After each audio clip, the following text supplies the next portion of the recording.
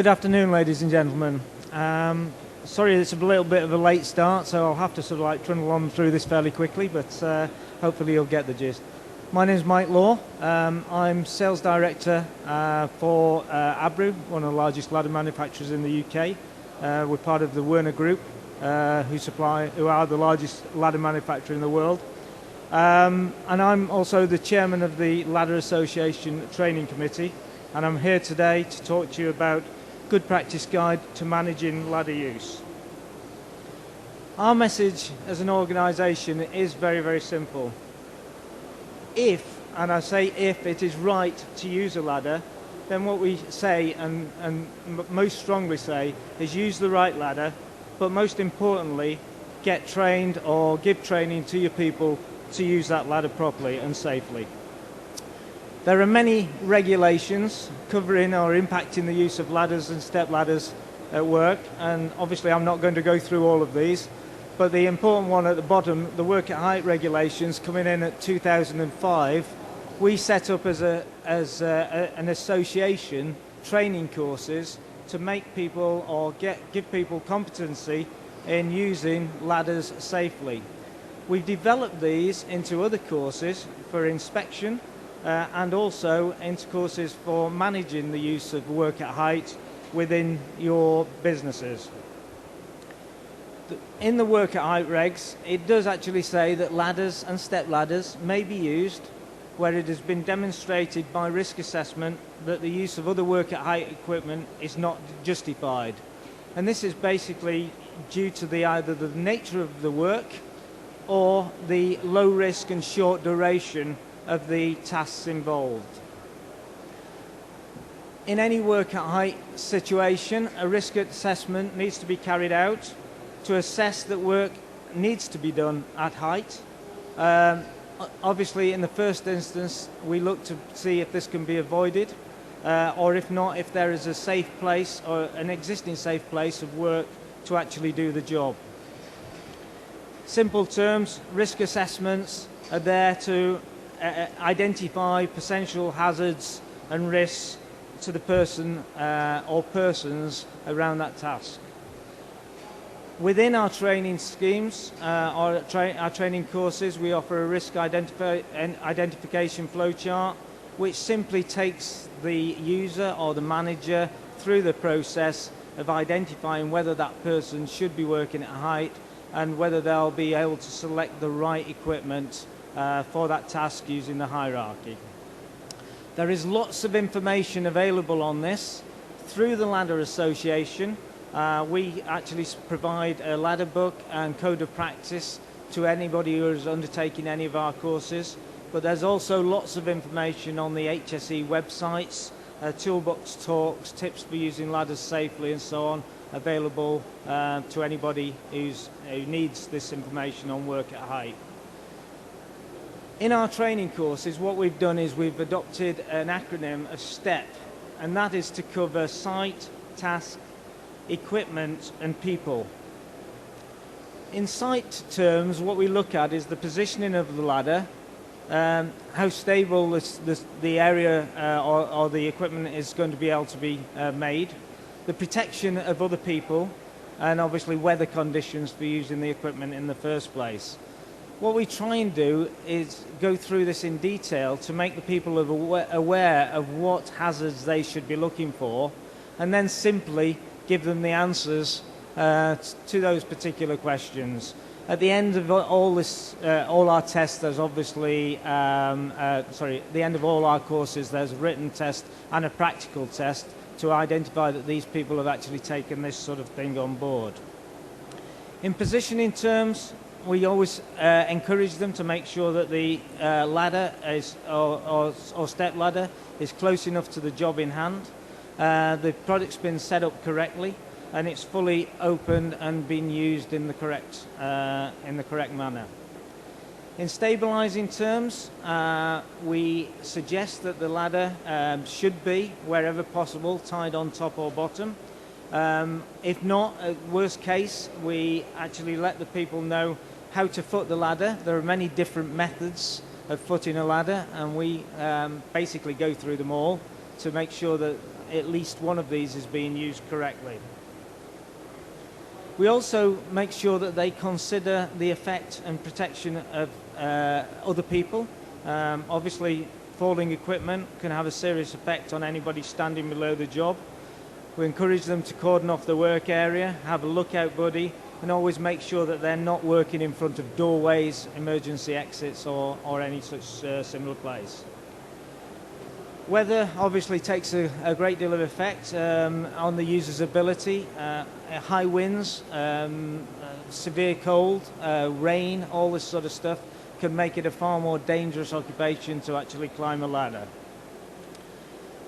Once we've been through the site, we look at the task. That mainly covers duration, safe ascent and descent, what effects loads can have on using a ladder, and always encouraging the maintenance of a firm handhold when climbing equipment. In duration terms, the task should always be less than 30 minutes, or it could be a series of tasks that each in their own right is less than 30 minutes. Anything above that time, we would encourage people to seek out other equipment to actually do the job from. This is always a difficult one, but maintaining a firm grip going up and down a ladder is extremely important. And obviously this brings into the use the likes of tool belts and so on, so people are not trying to lug equipment up and down step ladders and so on. When actually using an extension ladder, we always say maintain a firm handhold. When using a step ladder, it's 3 points of contact, so you can lean into the step ladder, but you must always make sure that you're using the product safely. It's also very important never to descend or ascend a ladder the wrong way around. We do see this happening quite a lot in the industry, but it's the cause of many falls, and it's obviously a point that we push not to do. Obviously, loads have a great deal of an effect on the ladder, and excessive sort of side loads can cause the ladder to flip. The ladder can slip away if it's not been firmly put in the right position at the right angle. The ladder can lose grip and slide across sideways at the top, and obviously a step ladder with carrying up excessive weight or putting excessive weight on it could cause the step ladder to tip over.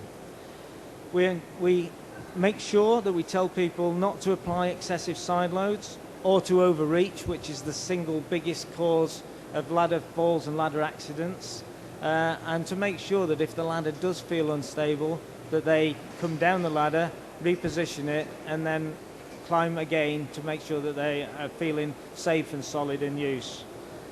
We tell them to move the ladders closer to the work. As I said earlier, overreaching is the biggest single cause of ladder falls. To climb up it further if necessary to make sure that they're closer to the job, but not to overclimb. Certainly on an extension ladder you would never use the top 3 rungs.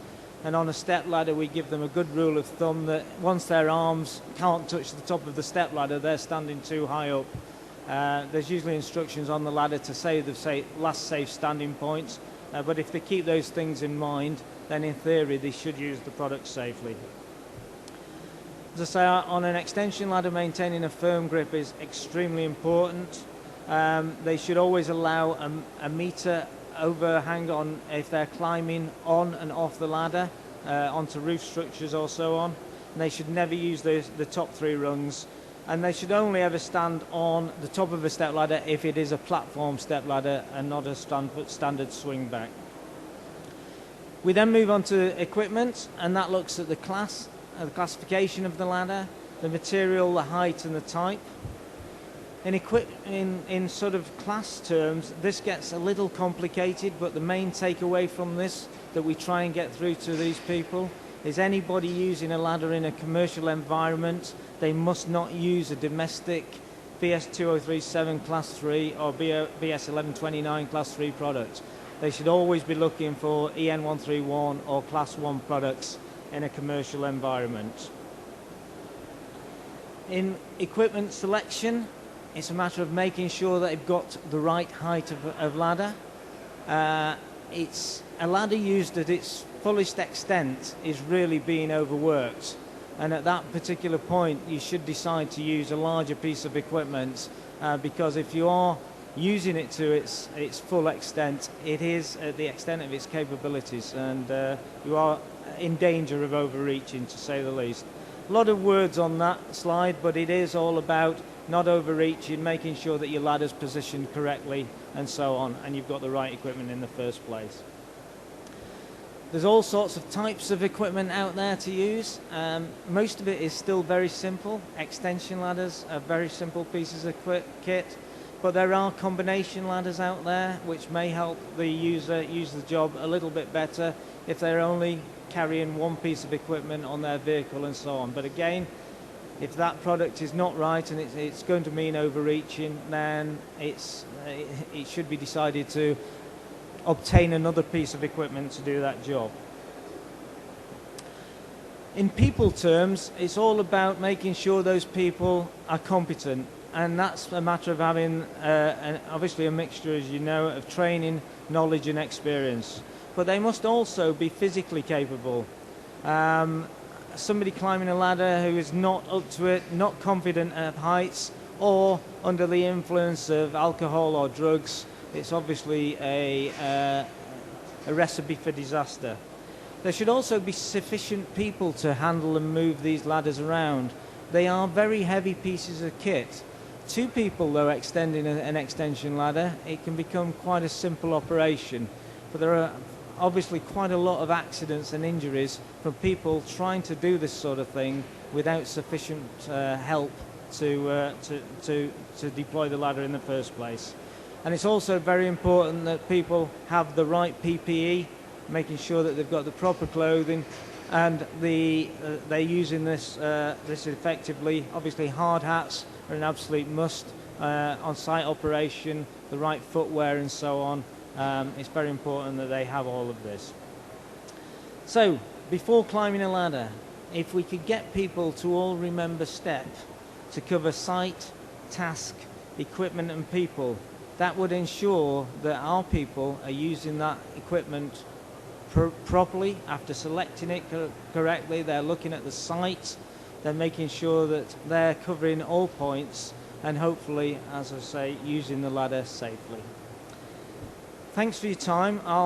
We are a bit short on time, so what I'll do is I'll stand out there for a little while. If you want to talk about anything I've talked through during the last few minutes, be happy to chat through that with you. If not, if you need to speak to me later on, we're in aisle G, just up in the hall. You'll find our Werner ladder stand there. Thanks for your time. It was good to hear from an expert, especially the things about overreaching and staying on the ladders for any length of time. I think that's what we need to know, and as a manager, that's what we need to make sure our chaps who are doing the work